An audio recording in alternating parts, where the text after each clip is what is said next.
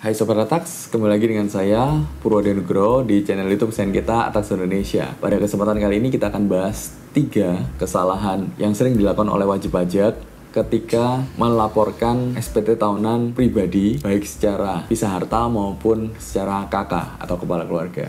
Check this out.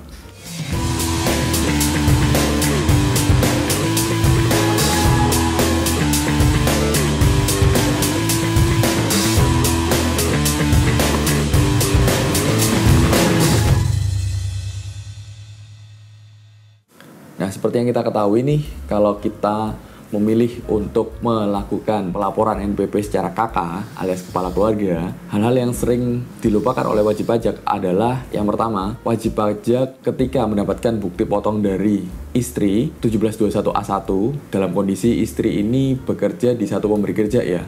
Ternyata sama si suami, penghasilan istri itu digabung ke perhitungan induk di depan, sehingga hal ini menimbulkan double pembayaran pajak lagi. Seharusnya dalam kasus ini, si suami tidak perlu menghitung ulang penghasilan dari istri satu pemberi kerja dengan si suami, katakanlah satu pemberi kerja. Harusnya adalah si istri tersebut masuk aja sebagai penghasilan final, yaitu masuk ke 1770 Romawi 3. Di situ ada yang namanya penghasilan istri dari satu pemberi kerja, sehingga penghasilan istri hanya dicatatkan penghasilannya maupun juga pajak turutangnya dan itu sudah final, tidak perlu lagi dihitung ulang di SPT Induk 1770-nya suami.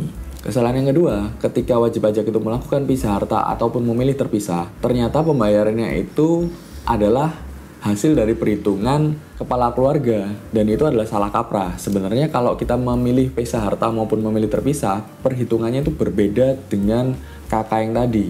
Perhitungannya adalah kita harus gabung dulu penghasilan suami dan penghasilan istri, dihitung ulang yang namanya pajak terutangnya, baru akan dibagi proporsional. Katakanlah penghasilan suami 300 juta, penghasilan istri 100 juta, berarti nanti digabung menjadi 400 juta, ketemu pajak terutangnya, katakanlah 50 juta, sehingga PPh terutangnya suami adalah 300 juta per 400 juta dikali PPh terutang 50 juta.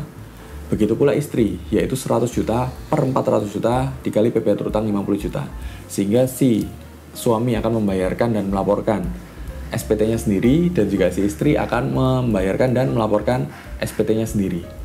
Sehingga harus dicatat kalau misalnya PH dan juga MT alias pisah harta dan juga memilih terpisah, itu perhitungannya harus dilakukan perhitungan khusus.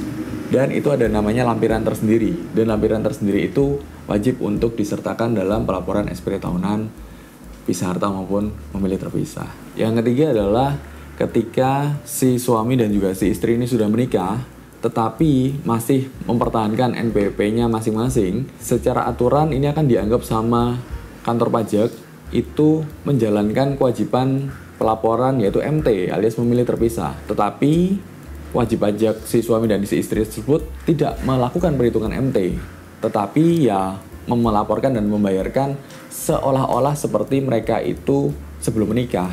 Sehingga ya udah si istri lapor-lapor sendiri, si suami lapor-lapor sendiri gitu ya. Nah, kalau lapor sendiri-sendiri itu kan MT, tetapi mereka ini tidak melakukan perhitungan kembali. Sehingga harusnya kalau dihitung ulang bisa jadi ada yang namanya kekurangan pembayaran pajak terutangnya. Nah, itu aja sih kalau dari kita tentang 3 kesalahan yang mungkin dilakukan ketika proses perhitungan dan juga pelaporan kewajiban SPT tahunan pribadi wajib pajak di Indonesia. Semoga bisa membantu para sobat Atax di luar sana. Jangan lupa jika ada pertanyaan silahkan tuliskan di kolom komentar. Dukung video kami dengan cara mensubscribe agar channel ini bisa terus berkembang dan bisa memberkati banyak orang. Terima kasih sudah mendukung video ini. Ingat pajak, ingat Atax. Sampai jumpa.